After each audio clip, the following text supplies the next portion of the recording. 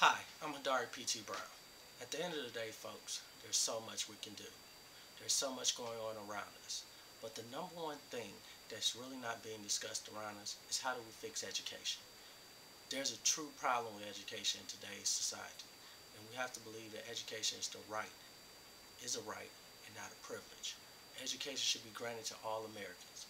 Education is something that we need to take hold to and really must change. I talked about education previously, but not in this perspective. At the end of the day, people, education needs to be redefined, remodeled, reshaped, and recommitted.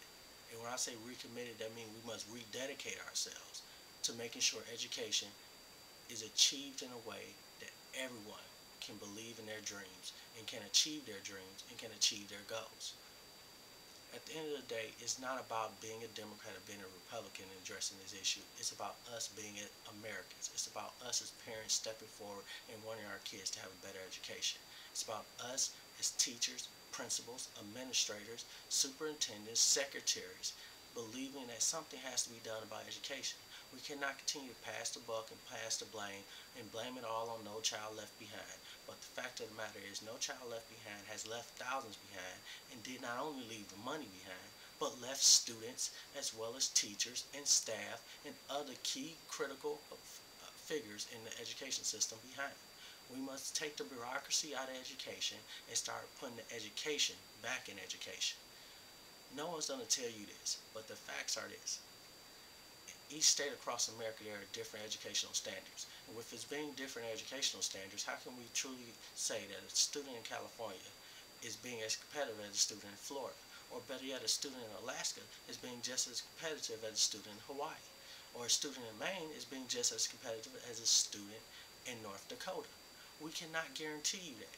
No Child Left Behind did not set federal guidelines and national guidelines, but the facts of the matter is not everybody's educating on the same level. There's not one mandated textbook to educate.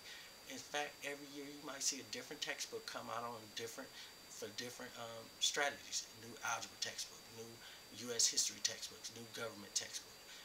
Trust me, I know. In colleges every year across America, thousands of students have to buy new textbooks once the university switches over to one to use a new somebody else's textbook that they feel is better or is more marketable, and the university possibly gets a chunk of it.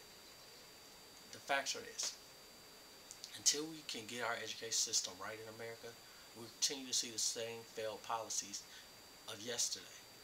Until we can get our education system shaped in a way that not only teaches our students, but teaches them how to live, how to survive, and how to use these skills they learn within the educational framework to go about living day-to-day lives, then we're going to continue to fail at what we should be doing in this world.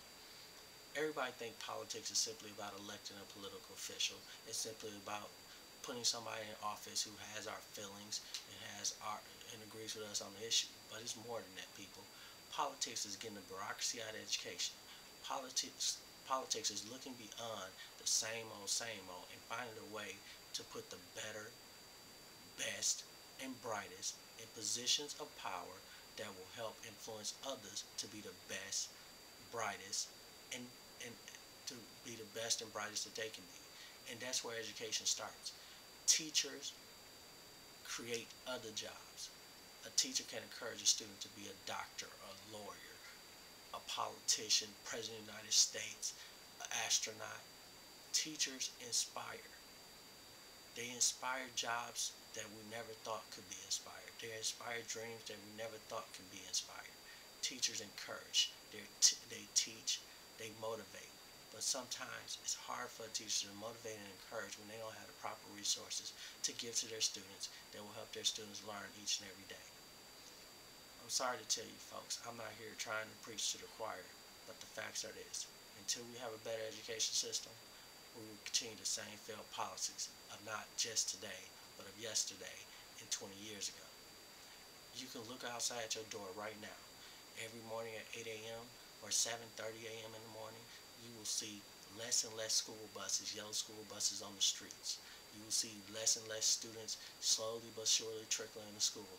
The reason being is not because they're not adequate enough to learn.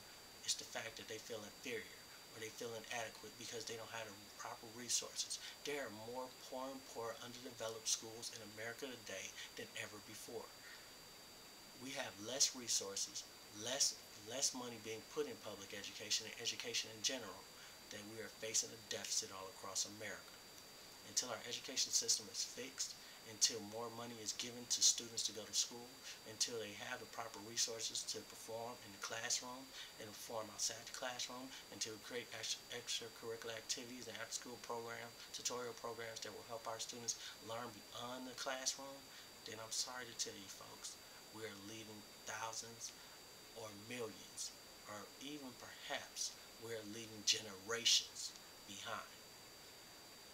Head Start is supposed to put students at a head start. It's supposed to give them a head start on education. However, we have found out that many of these Head Start programs are not adequate and suitable enough to even put students at an advantage before they even actually go to real school. So what is Head Start really doing? That's a real question you have to ask yourself.